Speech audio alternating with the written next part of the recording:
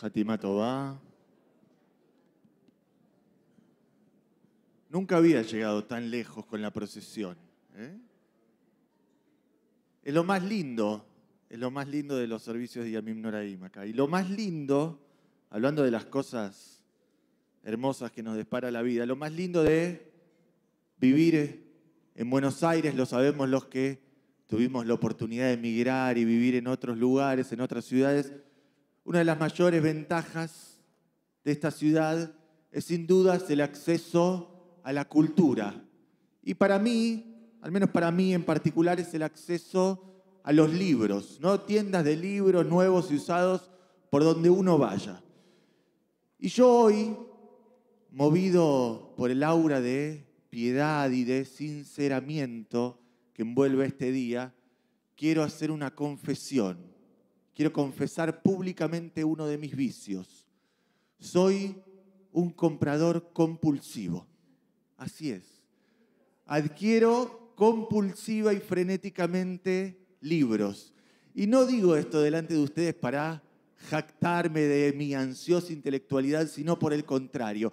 Porque la verdad es que la mayoría de las veces, a menos que se trate de una obra verdaderamente ineludible, leo de manera, digamos, fragmentaria, ¿no? Algunos capítulos por aquí, otros capítulos por allá. Algunos asienten con la cabeza porque compartimos el mismo método, ¿no?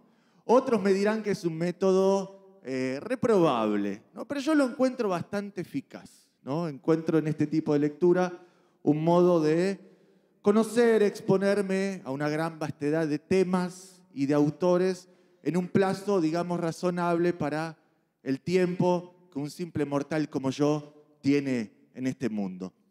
Y la cuestión es que cuando termino la lectura, casi siempre parcial, de alguno de estos volúmenes, ellos van a parar naturalmente, ¿dónde?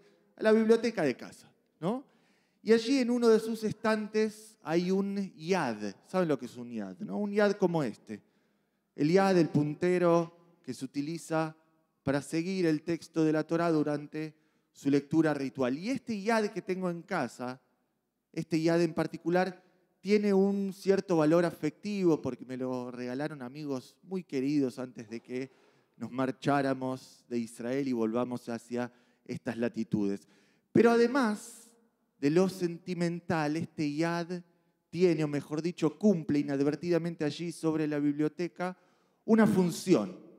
Y la función es la de darle un cierto halo de coherencia, un cierto orden, algunos dirán un orden casi sagrado, a toda esta lectura variada y algo ecléctica.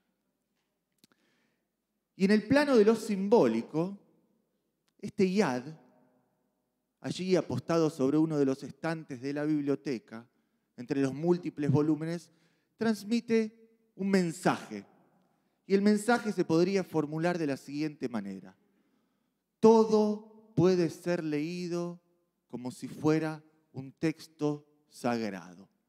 Todo se puede leer como si en efecto encarnara, se tratara de un texto sagrado. Pero yo no pude notar esto, no al menos por mí mismo, sino que quienes me permitieron por primera vez develar la función que cumple este yad allí fueron mis grandes maestras. ¿Y quiénes son nuestros mayores maestros sino nuestros hijos? Quienes me permitieron notar esto por primera vez fueron mis hijas. Pues ¿saben qué? Nuestros hijos nos permiten muy a menudo, con sus ojos todavía jóvenes, lozanos, capaces de albergar aún el asombro, ¿no? Por el misterio de la existencia, descubrir allí donde nosotros vemos lo rutinario, lo usual, lo ordinario, la novedad, lo maravilloso del mundo, lo maravilloso de estar vivo. Y les quiero contar lo que nos sucedió hace poco, una mañana.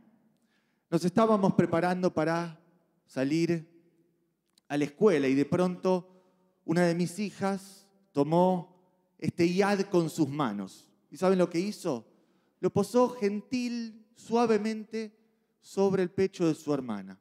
Y le dijo, presten atención, le dijo, quédate quieta porque voy a leerte. Así le dijo, quédate quieta porque voy a leerte. Y entonces, acto seguido, ¿qué hizo? mientras recorría el pecho de su hermana con el puntero, empezó a canturrear además una melodía que a mí me sonó bastante conocida. Era como si estuviera leyendo de la Torá. Era como si en el cuerpo de su hermana se le revelara un texto, una historia sagrada, ¿no? Y dígame si esto que les acabo de contar no es extraordinario, ¿no? Lo digo con la objetividad con la que un padre puede hablar de sus hijas, ¿no? Qué maravilloso. Pero ahora, fuera de broma, mis hijas son maravillosas y todos nuestros hijos son maravillosos, pero ellas no son ni las únicas ni las primeras en señalar con sus manos el texto que se despliega, que se dibuja sobre el cuerpo de otro o incluso sobre el cuerpo de uno mismo. En la lectura de la Torá que nos ocupa esta mañana, que leeremos en breve, se describe cómo Aarón, el sumo sacerdote, solía ofrecer precisamente en el día de Yom Kippur un cabrito como sacrificio en el tabernáculo, en el altar del Mishkan, ¿no? Y mientras tanto, al mismo tiempo, otro animal que todos ustedes conocen, el famoso chivo expiatorio, era destinado no a Dios, no al templo, no al tabernáculo, sino a lo que el redactor bíblico llama Azazel. Presuntamente Azazel es el nombre que se le da a un barranco al cual este animal era conducido y por el cual este animal era arrojado. Y con él se arrojaba también las culpas, las faltas de la congregación de Israel. Y hay mucho que decir acerca de esto último, mucho que mencionar y repasar acerca del chivo expiatorio, pero hoy me voy a limitar, me voy a contentar con señalar una de sus características particulares, privativas, uno de los atributos singulares del procedimiento alrededor de la preparación ritual de esta criatura. El sacerdote, Aarón, no solo le transfería al cabrito las faltas en un acto simbólico, u otros dirán teúrgico, mágico, al posar sus manos sobre ella, como sucede, por cierto, con cualquier otro sacrificio regular, sino que además, luego de este acto de proyección simbólica de las propias faltas, de las taras de la congregación de Israel, el Cohen, dice el versículo, se confesaba, Vehitvada alav, así reza el texto hebreo, Vehitvada alav, el Cohen se confesaba. Todos estamos familiarizados con el verbo lehitvadot. Y les voy a contar por qué. Porque todos conocemos la palabra vidui. La palabra vidui designa uno de los pasajes principales, centrales de la liturgia de Yom Kippur, que ya hemos recitado varias veces a lo largo de este día y que vamos a volver a recitar. Y si no les suena la palabra vidui, se los voy a cantar. Ashamno, Bagadeno, Gazalenu, Divarnu, Dofi. Vidui, del verbo lehitvadot, significa confesión. O al menos eso creemos, ¿no? Pero hay un problema. Porque, ¿saben qué? Como reza un conocido dicho, un dicho en italiano, y Silvina, que lo habla a la perfección, no me va a dejar mentir. En toda traducción hay un acto de traición, ¿no?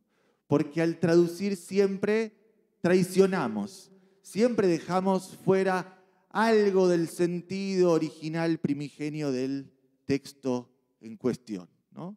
Y el verbo lehitvadot, que tradujimos como confesarse, aquí no constituye la excepción. Y les voy a contar por qué. Porque la confesión, ¿qué es la confesión? Es un acto invocante, es una acción verbal que implica necesariamente la palabra. Por medio de ella podemos confesar, es decir, exponer un hecho o un sentir que de lo contrario permanecería velado, ¿no? En lo más hondo de nuestro fuero íntimo. Sin embargo, el verbo lehitvadot, ¿cuál es su shoresh, su raíz gramatical? Yud, dalet, hei. Yud, dalet, yad. ¿Le suena? Yad, mano. Lehitvadot alude más a un acto manual, a una acción que involucra la fuerza o el movimiento, y no necesariamente a una enunciación, a una declaración, a un predicado. Les voy a graficar esto, si me lo permiten, con un ejemplo. Leyadot, de la misma familia, ¿no? Del vocablo yad, es tirar, leyadot avanim, tirar, arrojar algo con la mano. Y lehitvadot, que es el reflexivo del mismo verbo, es entonces no arrojar la mano hacia afuera, sino arrojarla hacia uno mismo, es decir, posarla sobre sí. Lehitvadot, ven que no significa confesarse, traicionamos el lenguaje al traducirlo, sino que más bien es un acto en el que uno se señala a sí mismo. Y aquí radica lo paradójico y a su vez lo grandioso de la labor ritual que cumplía el Cohen Gadol, el sumo sacerdote, en el día del juicio, en el día más sagrado del año. Porque esa mano, que es casi siempre sinónimo de poder, que en este caso toma, apresa a una criatura inocente, al chivo expiatorio, y le transfiere sus propias faltas, las faltas que le pertenecen a uno mismo, ahora esa mano se convierte en un dócil símbolo de sinceramiento. El Cohen ya no enuncia, ya no invoca sus faltas, porque al invocarlas las estaría necesariamente enmascarando con el lenguaje. En esta ocasión él prefiere señalar, marcar con la mano y sin rodeo sus propios defectos, sus propias taras. Porque al juicio sincero, a la reflexión verdaderamente auténtica, siempre la precede un desnudamiento radical, un señalamiento de nosotros mismos sin tapujos, sin circunloquios. Aquí estoy yo, dice el Cohen Gadol, Hineni, y lo dice no con palabras, sino con gestos. Aquí estoy yo, señala, enuncia el Cohen mientras muestra su corazón en un acto de franqueza inusitada. Elogio de la caricia. Ese es el título de uno de los libros que leí, por supuesto, fragmentaria y parcialmente en los últimos meses. Elogio de la caricia. Ese es el título que deberíamos darle a la porción de la Torá que vamos a leer en unos instantes. Porque cuando la mano se torna, como en este relato, de insignia de poder, de ímpetu y de fuerza sobre un otro, en emblema de dulzura, de docilidad sobre uno mismo, entonces podemos encontrar, sabemos que podemos encontrar dentro nuestro los elementos que nos permitan en un día como hoy atenuar la severidad de nuestro propio juicio sobre nosotros mismos. Señalarnos como el sumo sacerdote en nuestros múltiples relatos, a veces fragmentarios y otras veces variados como los volúmenes de una vasta biblioteca. Integrar nuestras narrativas más disímiles, más dicotómicas, eso es verdaderamente levantar el índice y apuntarlo no hacia otros, sino hacia nosotros. Y esta vez no para acusarnos, no para confesarnos, sino para leer con una mano que señala, pero que no enjuicia, la trama de nuestra propia historia. Porque no importa cuán compleja haya sido nuestra vida, el relato de nuestra propia vida en los últimos meses, en los últimos años, No importa con cuántos dolores y enredos carguemos, porque me lo enseñaron mis grandes maestras, y yo les digo, mis hijas no mienten. Y ellas me enseñaron y nos enseñaron que cada uno lleva dentro suyo una historia sagrada. Gmar Hatimatová.